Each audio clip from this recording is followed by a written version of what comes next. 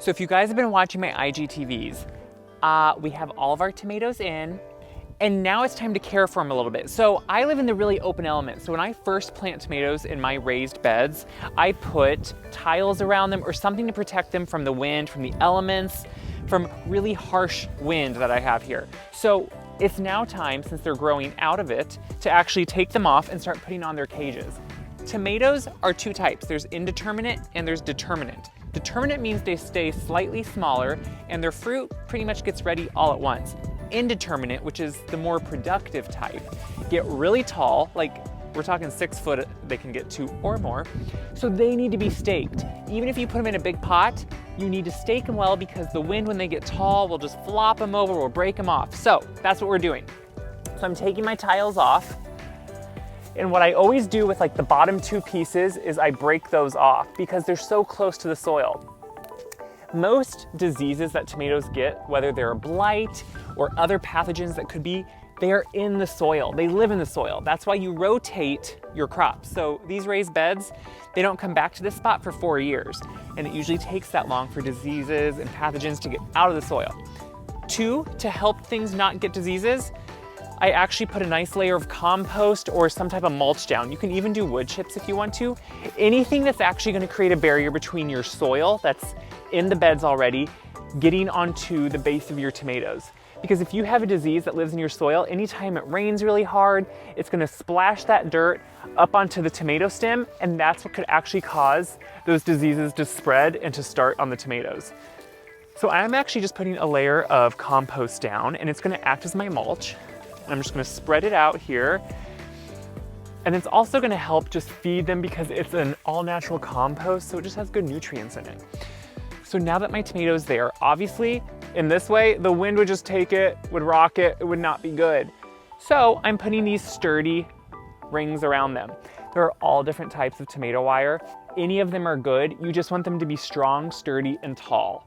So the type isn't the important part. Finding one that's tall and sturdy, that's all that matters.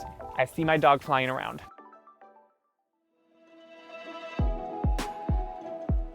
For me, where I live, just having a stake or like a ring like this by itself isn't quite enough.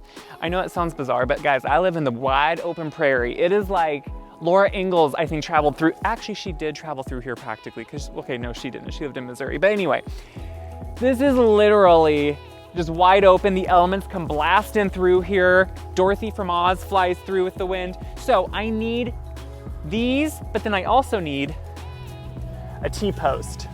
So these are just old fence posts, but you can also buy these at Home Depot, at any big store like that. And they are going to make so these rings cannot blow over.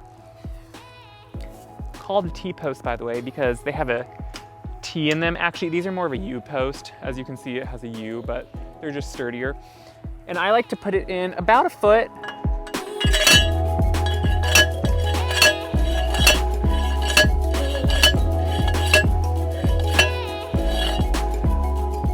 And what's nice about these is my ring fits right into it. So to secure the ring to it, I'm just gonna use a zip tie. And then that's gonna ensure that this tomato wire doesn't go anywhere. So why do I do this?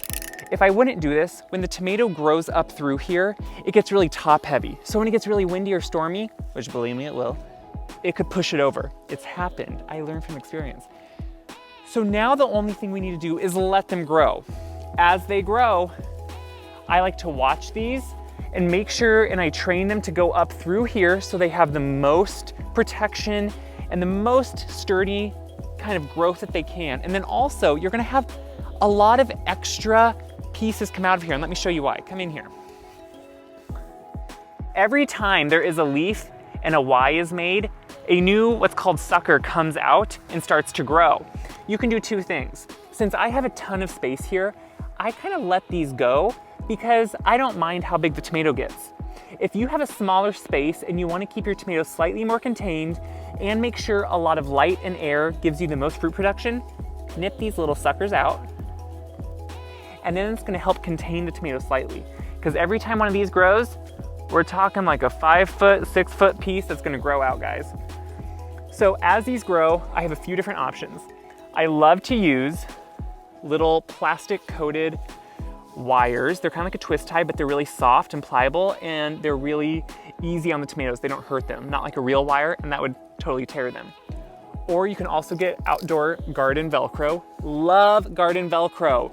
As it's growing, if some of these need to be stabilized, you can just put them to the edge, Velcro it around, and it will keep it right there. You can also just get these vegetable clips.